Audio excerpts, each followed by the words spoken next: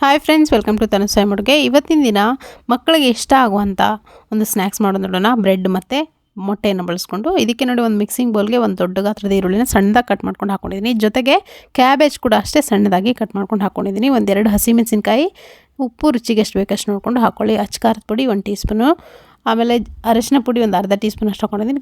Garam masala 1 tea ಸ್ಪೂನಷ್ಟು ಹಾಕ್ಕೊಂಡು ಚೆನ್ನಾಗಿ ಮಸಾಲೆನ ಮಿಕ್ಸ್ ಮಾಡ್ಕೊಳ್ಳಿ. ನೀವು ಬೇಕಿದ್ರೆ ಬೇರೆ ವೆಜಿಟೇಬಲ್ಸ್ ಹಾಕೋಬೋದು. ಬೇರೆ ವೆಜಿಟೇಬಲ್ಸ್ ಅಂದರೆ ಕ್ಯಾರೆಟ್ ಮತ್ತು ಕ್ಯಾಪ್ಸಿಕಮ್ ಇರುತ್ತಲ್ಲ, ಅದನ್ನು ಕೂಡ ಸಣ್ಣದಾಗಿ ಕಟ್ ಮಾಡ್ಕೊಂಡು ಹಾಕೋಬೋದು. ಇವಾಗ ಇದಕ್ಕೆ ನಾನು ಮೊಟ್ಟೆಯನ್ನು ಹಾಕ್ಕೊಳ್ತಾ ಇದ್ದೀನಿ. ಮೊಟ್ಟೆ ಒಂದು 2 ಬಳಸ್ತಾ ಇದ್ದೀನಿ. ನೀವು 2 ಮೊಟ್ಟೆ ಬಳಸಿ ಈ ಥರ ಮಾಡೋದ್ರಿಂದ ನೀವು ಆರಾಮಾಗಿ 3 ಜನ ಆರಾಮಾಗಿ ಹೊಟ್ಟೆ ತುಂಬ ತಿನ್ಬೋದು ಈ ಸ್ನ್ಯಾಕ್ಸನ್ನು. ಇವಾಗ ನೋಡಿ 2 ಮೊಟ್ಟೆ ಹಾಕ್ಕೊಂಡು ಚೆನ್ನಾಗಿ ಮಿಕ್ಸ್ ಮಾಡ್ಕೋಬೇಕು. ಎಲ್ಲವೂ ಚೆನ್ನಾಗಿ ಬೆರಿಬೇಕು, ಅಲ್ಲಿವರೆಗೂ ಮಿಕ್ಸ್ ಮಾಡ್ಕೊಳ್ಳಿ. ನೋಡಿ ಆ ವೆಜಿಟೇಬಲ್ಸ್ ಏನು ಹಾಕ್ಕೊಂಡಿದ್ದೀವಿ ಅದ್ರ ಜೊತೆಗೆ ಮೊಟ್ಟೆ ಚೆನ್ನಾಗಿ ಬೆರಿಬೇಕು, ಅಲ್ಲಿವರೆಗೂ ಹಾಕ್ಕೊಳ್ಳಿ. ಹಾಕ್ಕೊಂಡು ಇದನ್ನು ನೋಡಿ, ಇದಕ್ಕೆ ನಾನಿಲ್ಲಿ ಒಂದು 4 ರಿಂದ 5 ಬ್ರೆಡ್ ಪೀಸ್ಗಳನ್ನು ತೊಗೊಂಡಿದ್ದೀನಿ, ಬ್ರೆಡ್ ಸ್ಲೈಸ್ಗಳನ್ನು. ಇವಾಗ ನೋಡಿ ತವೆ ಕೂಡ ನಾನಿಲ್ಲಿ ಕಾಯಕ್ಕಿಟ್ಟಿದ್ದೀನಿ. ತವೆ ಆಲ್ರೆಡಿ ಕಾಯ್ದಿದೆ. ಇದಕ್ಕೆ ಮೇಲ್ಗಡೆ ನೋಡಿ ಈ ಥರ ಎಣ್ಣೆನೋ ಅಥವಾ ತುಪ್ಪವನ್ನು ಈ ಥರ ಗ್ರೀಸ್ ಮಾಡ್ಕೊಳ್ಳಿ. ಪೂರ್ತಿ ಸುತ್ತಲೂ ತವೆ ಪೂರ್ತಿಯಾಗಿ ತುಪ್ಪ ಅಥವಾ ಬೆಣ್ಣೆ, ಎಣ್ಣೆ ಯಾವುದು ಬೇಕಿದ್ರೆ ನೀವು ಬಳಸ್ಬೋದು. ನಾನಿಲ್ಲಿ ಗ್ರೀಸ್ ಮಾಡ್ಕೊಳ್ತಾ ಇದ್ದೀನಿ ತುಪ್ಪನ.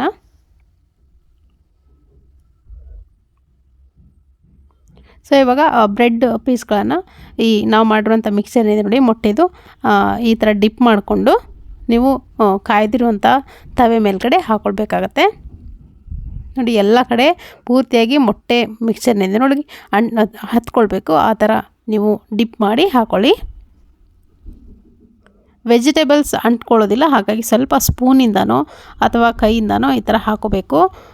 ಸ್ಪೂನಿಂದ ನೋಡಿ ಸ್ವಲ್ಪ ಜಾಸ್ತಿ ಹಾಕ್ಕೊಂಡ್ರೆ ಕ್ಲೀನಾಗಿ ವೆಜಿಟೇಬಲ್ಸ್ನ ಬ್ರೆಡ್ ಮೇಲ್ಗಡೆ ಹಾಕ್ಕೊಂಡು ಹರಡ್ಕೊಳ್ಬೋದು. ತುಂಬ ರುಚಿಯಾಗಿರುತ್ತೆ.